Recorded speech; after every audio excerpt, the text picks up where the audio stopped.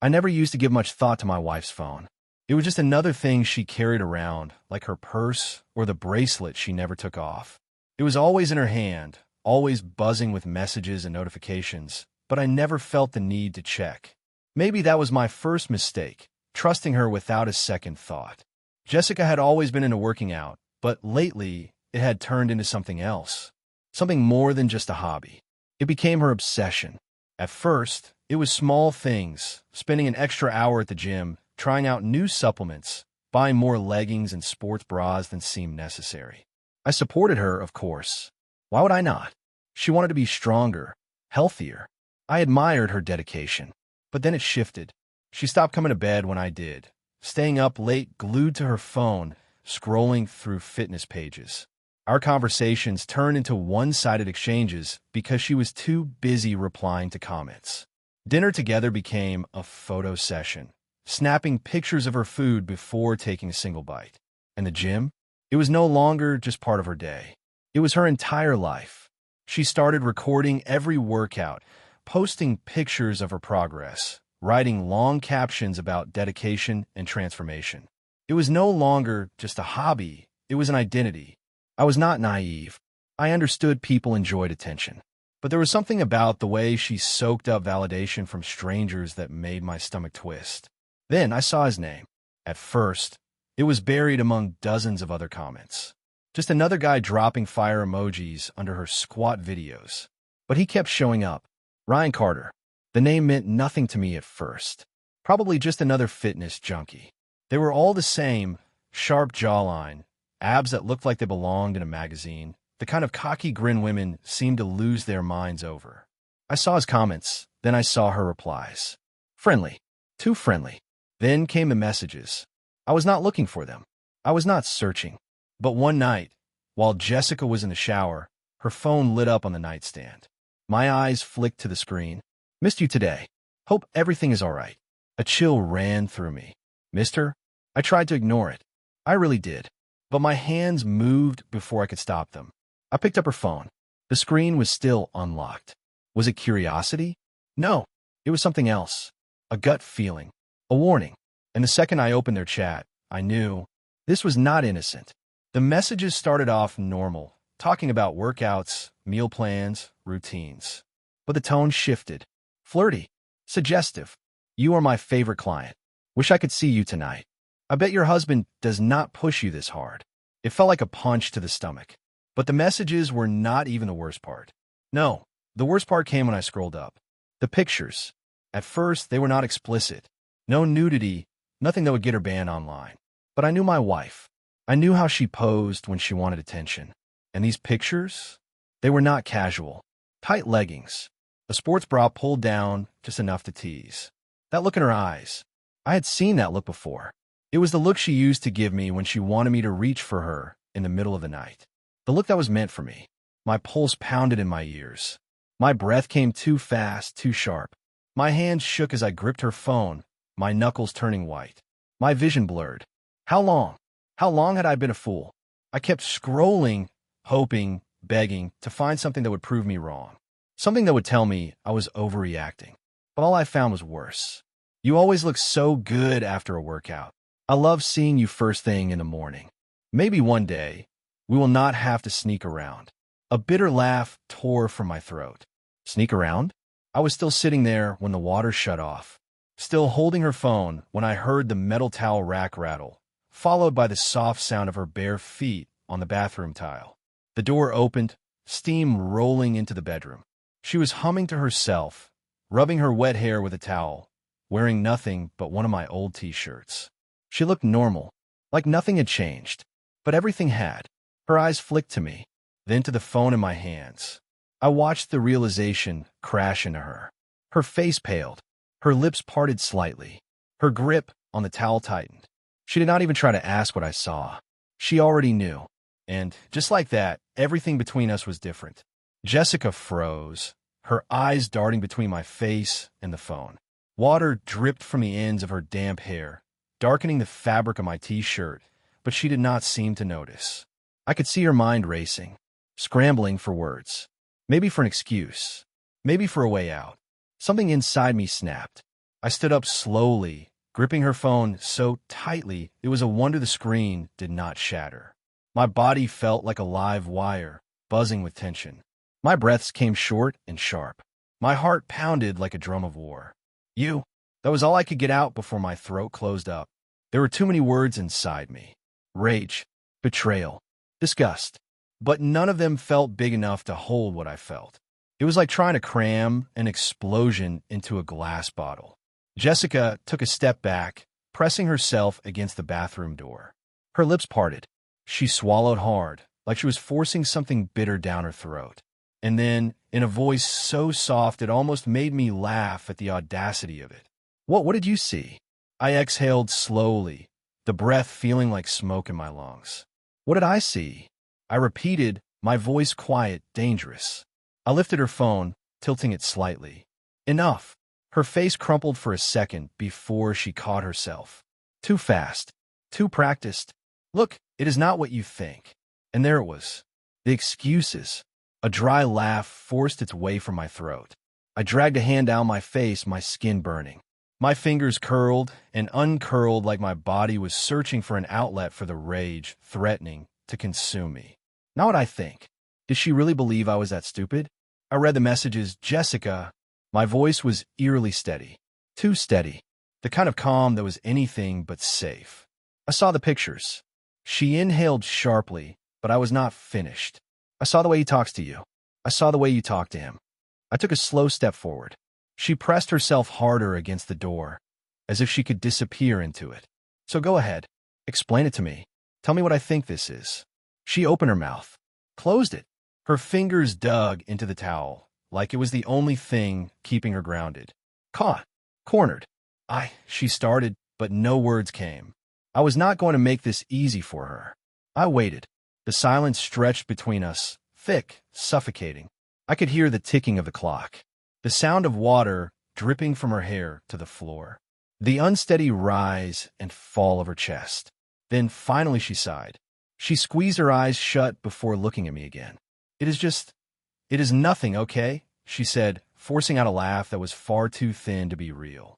Ryan, he is just a friend, a trainer. He is helping me with my workouts, that is all. I felt my fingers tighten around the phone again. A trainer. That was the excuse she was going with. I inhaled slowly through my nose, forcing myself not to hurl the damn thing across the room. Friends, I repeated, my voice flat. That's what you call it. She nodded, too fast, too eager. Yes. I mean, okay, maybe we flirt a little, but that's just how he is.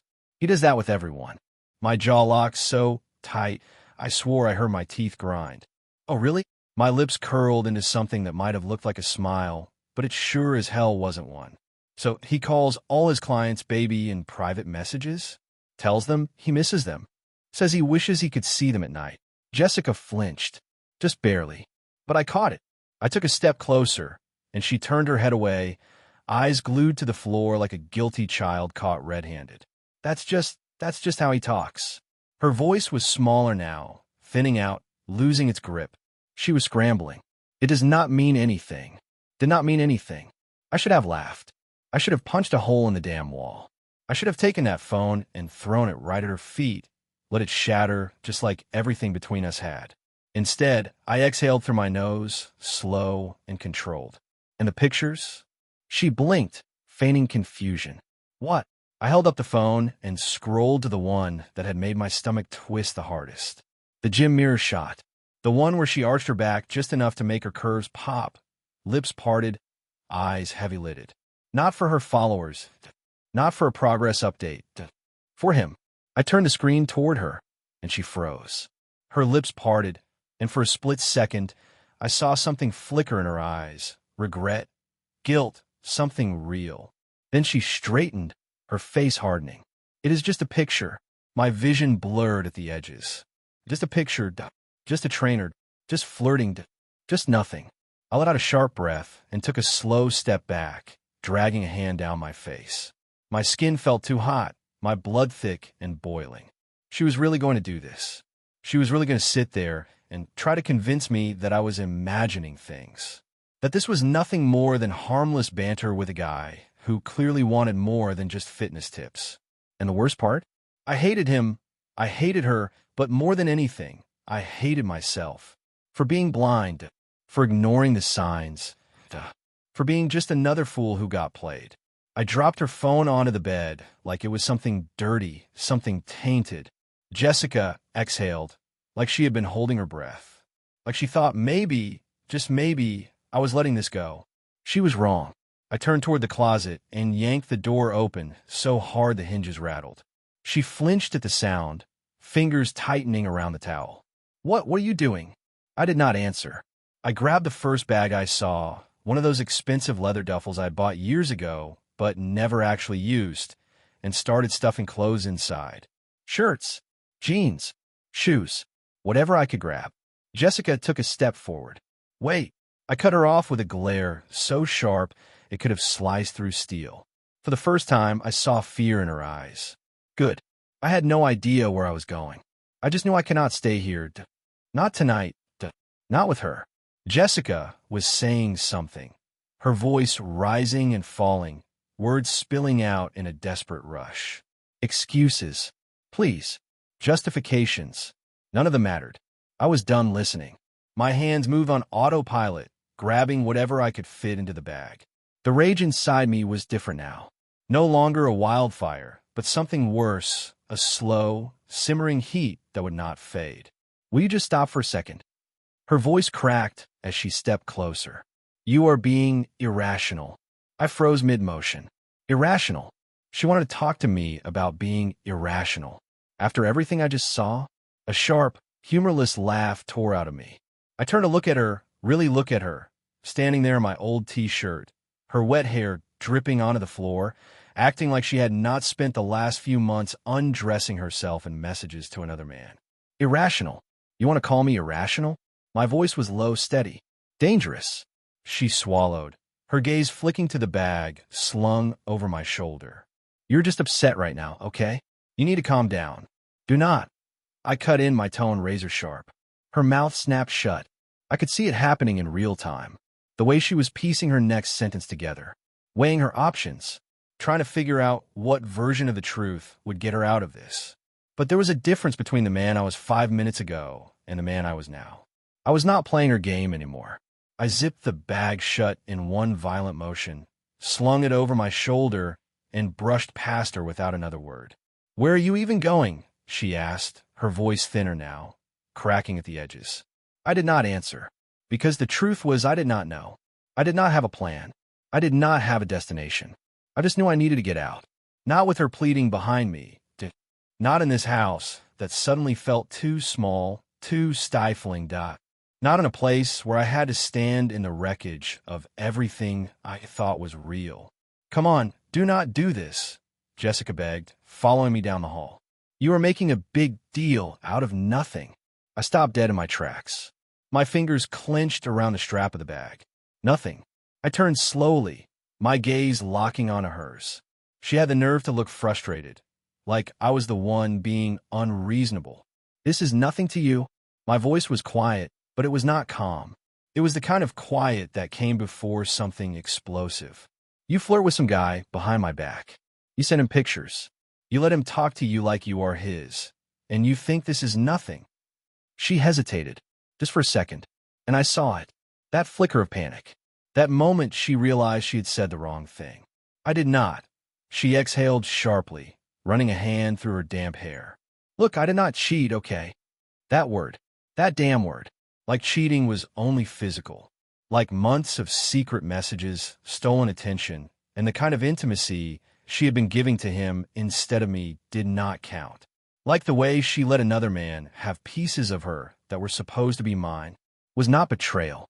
I took a slow step forward, and she instinctively took one back. You did not cheat, I repeated, tilting my head slightly. So tell me, Jessica, what do you think this is? Because I am really damn curious. She opened her mouth like she had something to say, then shut it. Her eyes flicked down to the floor. That is what I thought. I muttered the words under my breath and turned away from her. That was when she panicked. She rushed in front of me, blocking the door, her breathing uneven. Wait, just talk to me, she pleaded. You are blowing this out of proportion. You're acting like I like I had an affair or something. My jaw clenched. She still did not get it. I looked at her, really looked at her. The way she stood in front of the door, like she could somehow stop me from leaving. Like if she just said the right words, I would drop the bag, sit down, and let her spin some story that made this all okay. She did not understand that there was no fixing this. I shouldered past her. She grabbed my arm. "Will you just listen to me?" she snapped, her fingers digging in. The touch set something off in me. I ripped my arm away, harder than I intended, and she stumbled back a step. For a split second, something flickered across her face. Fear? Shock? I did not care, because I was done. I grabbed the door handle, yanked it open, and stepped out onto the porch. The night air was sharp and cold. I barely felt it. "Where are you going?" she demanded, standing in the doorway now, arms crossed, trying to look defiant, trying to look like she had any right to be angry. I turned back to look at her one last time, and then I said the only thing that came to mind. "I do not know." Then I walked to my car, threw the bag into the passenger seat, and drove. I did not look back. I drove without thinking. The road stretched ahead, dark and endless, my headlights carving a path through the empty streets. The city flickered past in streaks of neon and shadow, but I barely noticed. My grip on the steering wheel was tight.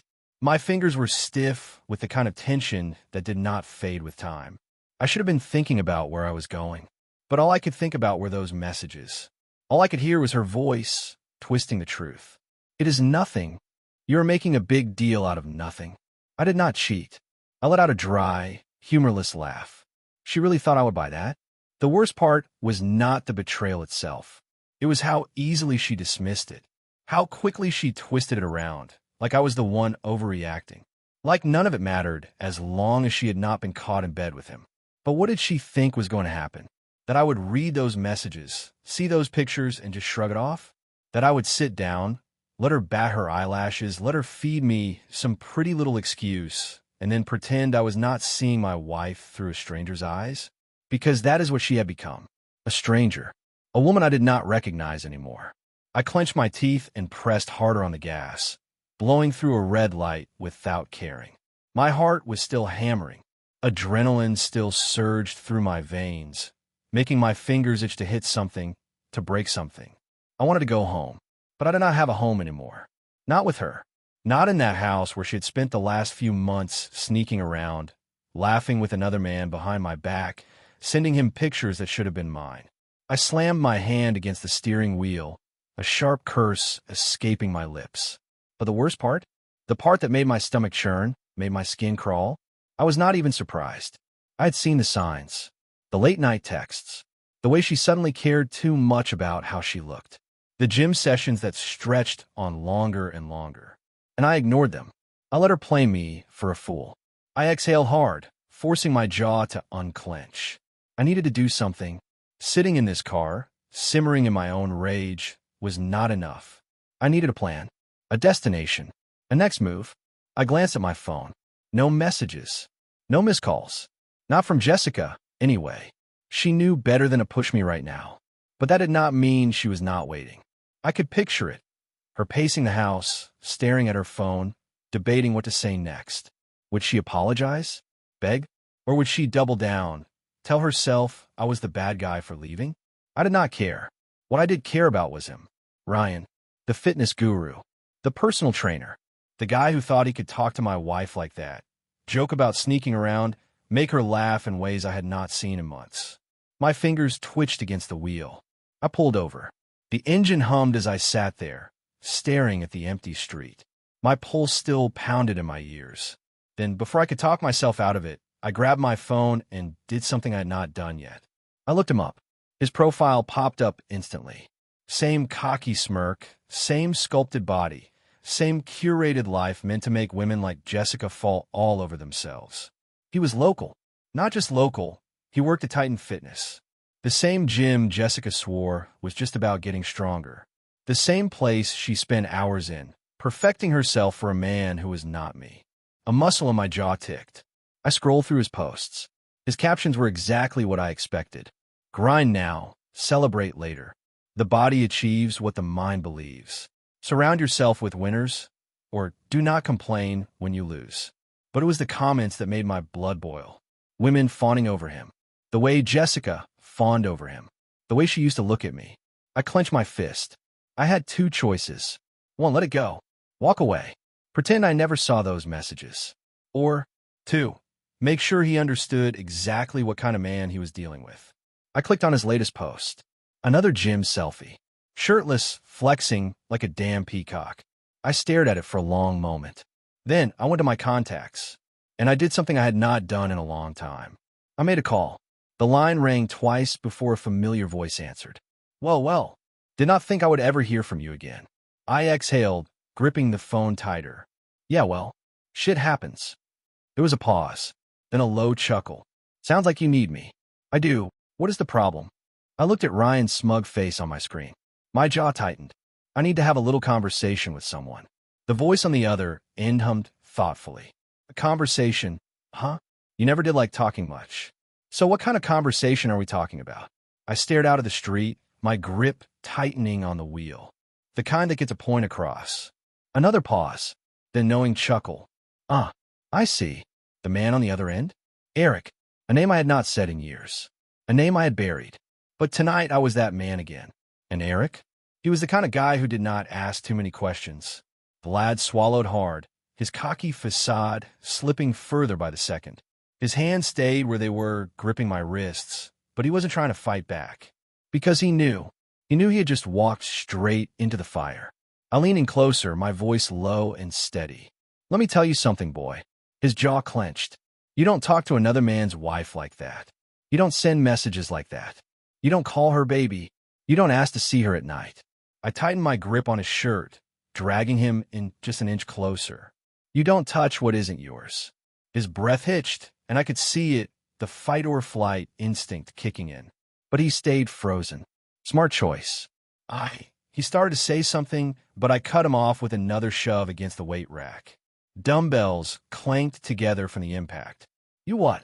I challenged, voice like steel. You didn't mean anything by it? It was just a joke? Just harmless fun. He swallowed, throat bobbing. I let out a cold laugh, shaking my head. See, that's the thing, Vlad. I know exactly what you were doing. Because I used to be you. His brows furrowed slightly, confusion flickering in his expression. That's right, I said, voice eerily calm. I used to be the guy who knew exactly what to say to women like her. I knew what they wanted to hear. I knew I worked my way in, slow, casual, harmless. My lips curled into something that wasn't quite a smile. The difference between you and me? I let the words hang in the air for a second, just long enough for him to really feel the weight of them. I knew when to back off. His breathing was uneven now, his hands twitching slightly against my wrists. His eyes darted around, looking for an escape, but there was none. Not here. Not tonight. You see, I don't care what she told you.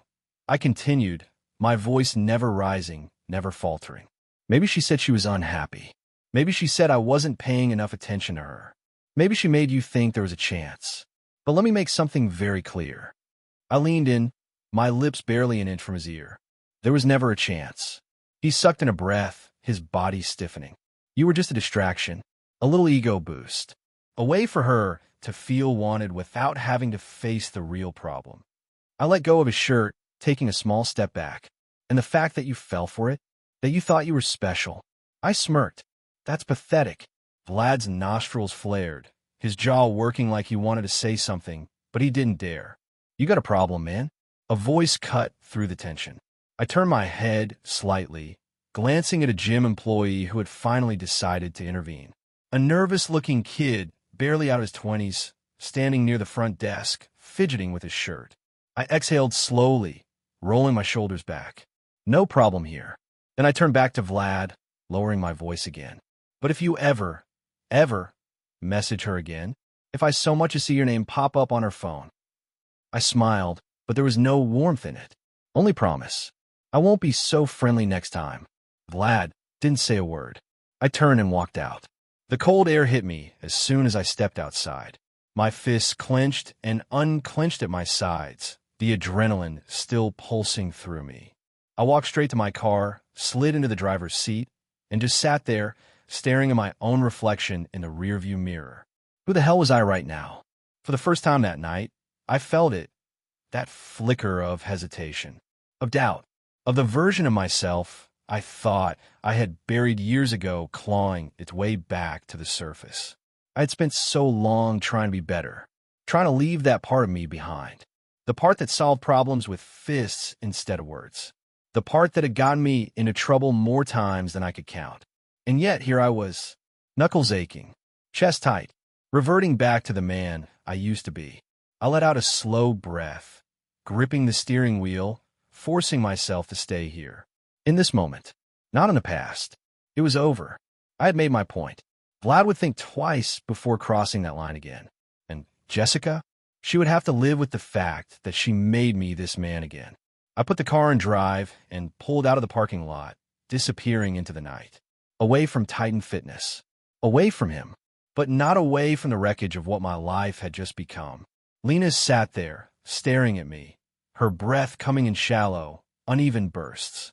Her lips parted like she wanted to argue, wanted to push back, wanted to find some way to twist this into something else, but she didn't.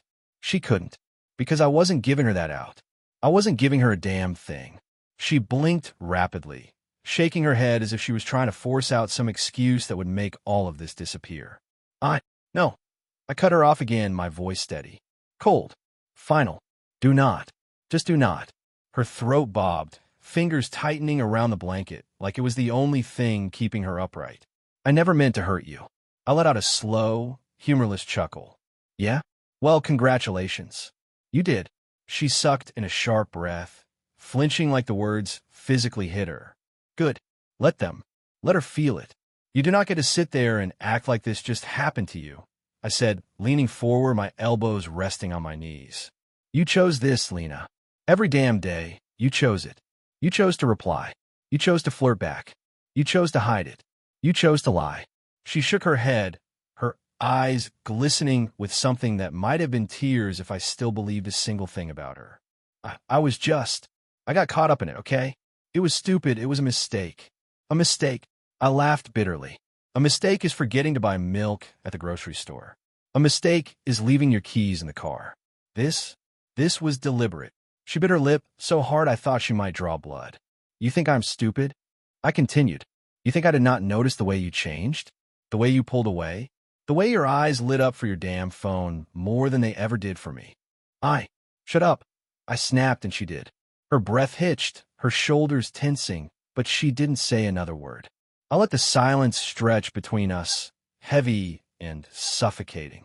Then, finally, I sighed and leaned back in my chair. You know the worst part?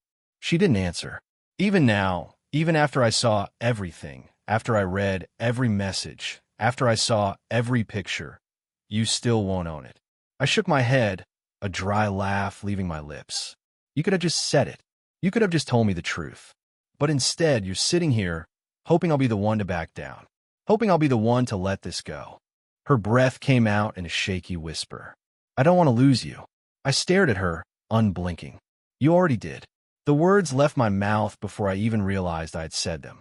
And the moment they did, everything between us shattered. Her face crumpled, her entire body trembling now. Please, she whispered, barely able to get the word out. Please, do not say that. I closed my eyes for half a second, just long enough to steady the weight in my chest. Then I stood up.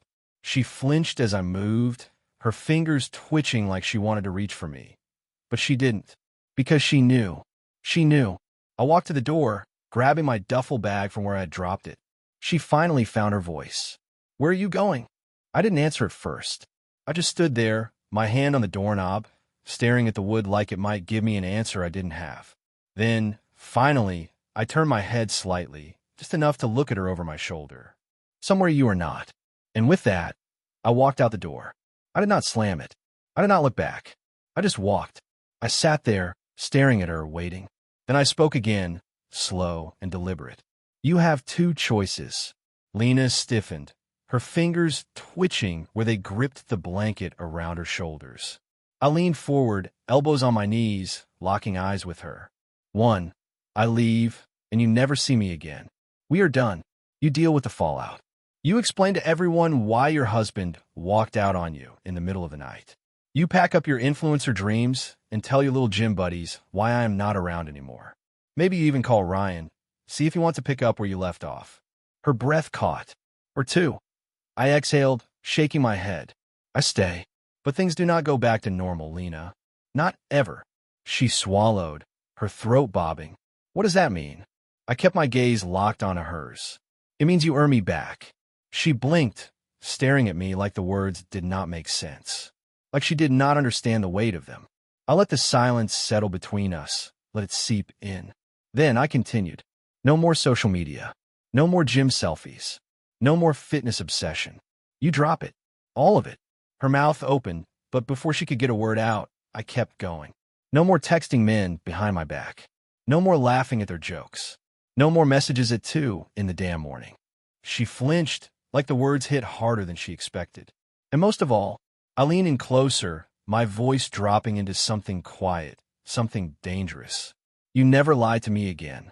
Her breathing came fast and uneven, her grip tightening on the blanket so hard her knuckles turned white. I tilted my head. So what is it going to be, Lena? Silence. She did not answer right away, and that told me everything. She was hesitating. She was unsure. She was not ready to give it all up. I stood up, slow and deliberate. Yeah, I muttered. That is what I thought. I reached for my duffel bag, slung it over my shoulder. Lena's face paled. Wait. I turned toward the door. She scrambled to her feet, the blanket sliding off her shoulders, pooling onto the couch. You can't just... I glanced back at her, raising an eyebrow. Can't what? Her lips parted, but she paused. And that was it. That hesitation. That flicker of uncertainty. That was the moment I knew. She was not fighting for me. She was fighting for what I represented. Security. Stability.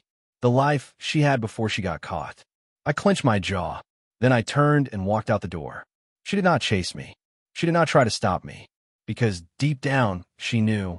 She lost me the second she picked up that phone and texted him back. The night was cold, but it felt good. Crisp. Sharp. Real.